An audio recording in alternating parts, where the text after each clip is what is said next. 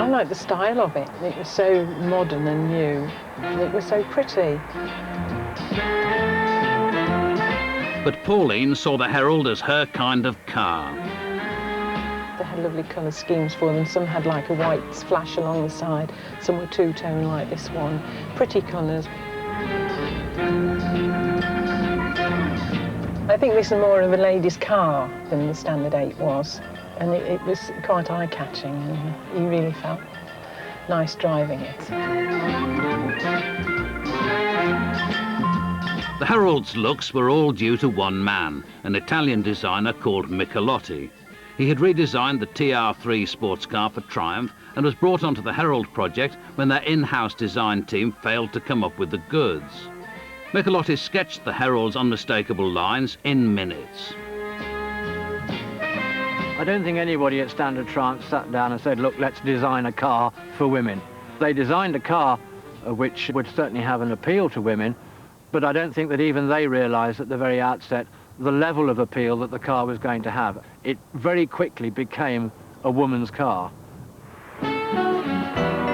In order to make the car appeal to women more, every car that was sold to a woman would have a bouquet of flowers and a lipstick provided. And I think the company thought this was a marvellous idea until one of the director's wives politely pointed out to her husband that lipstick was not just any old lipstick, because women like to have different shades of lipstick.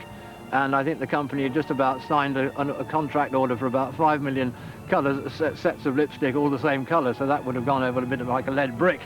But that was the thinking. They were going to target women as a separate market. Pauline and her husband both worked for Standard Triumph. It was mainly new models that I was involved with. The updates of the Triumph Herald, the 1250 and the Vitesse. They'd come into the office and say, will you just come and sit in this car and see if your legs can reach to the pedals and things like that. It wasn't just being able to reach the pedals that women liked about the Herald.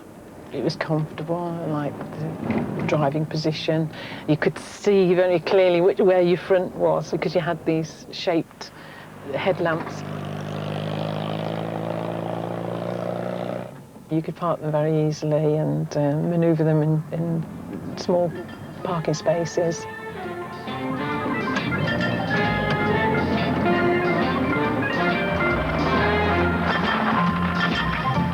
Like the Morris, the Herald was an easy car to drive. It had a turning circle comparable to a London taxi.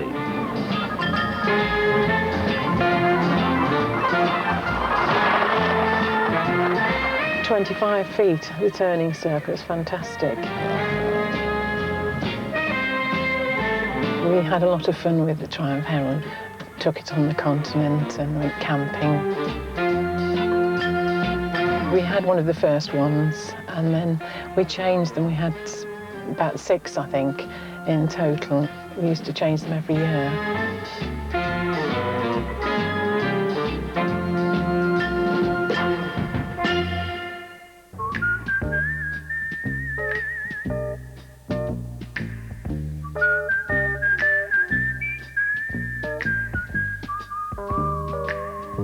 It is one of the great ironies of car marketing that although women were virtually ignored as customers, they were absolutely vital when it came to selling cars to men.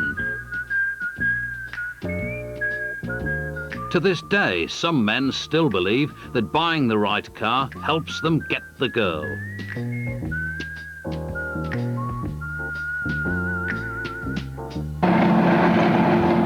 This Sunbeam Alpine is a classic bird puller of the 60s.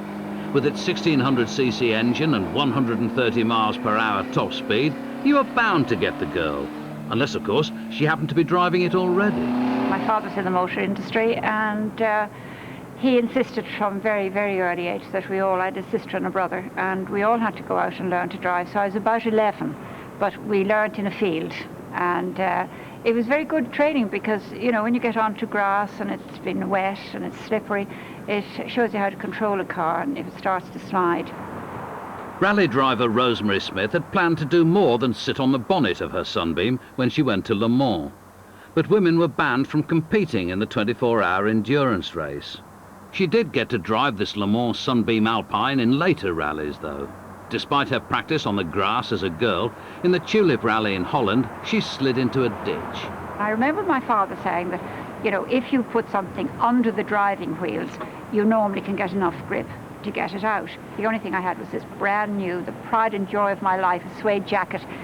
So here I looked at the suede jacket and I looked at the car on the ditch and I looked at the jacket again, and then common sense prevailed and out came the jacket under the rear wheels of the car and got stuck in as much as possible, and we drove out of the ditch. So we just left the mangled remains of the jacket in the ditch and we got to the end of the event. Rosemary was making it in a man's world.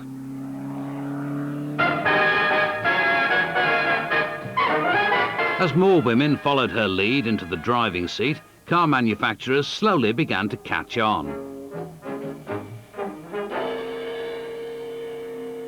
Ford decided to design a car that women would buy and came up with the new Anglia, launched in 1959.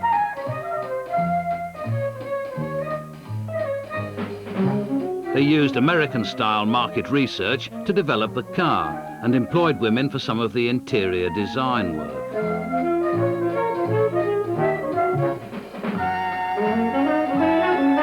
But after consulting the company's psychologists, Ford marketed the Anglia as a family car rather than a woman's car, for fear of alienating the male buyer.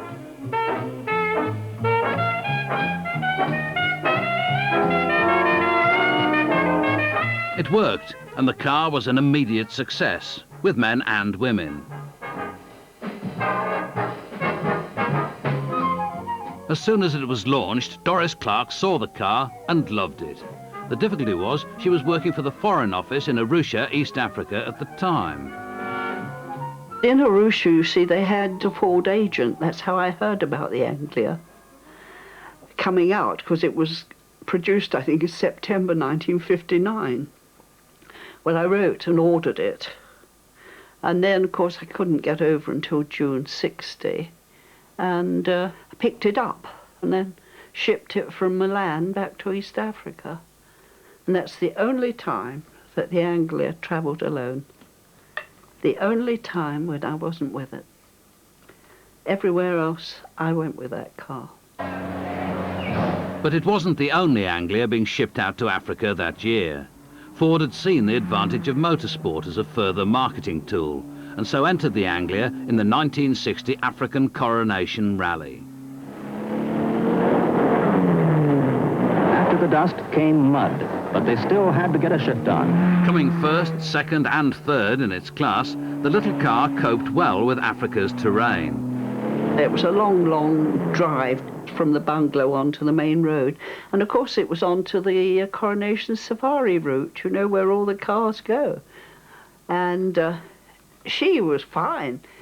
You see, she had good clearance, one thing. The only one little trick was, if she was unloaded and there was nothing in the boot,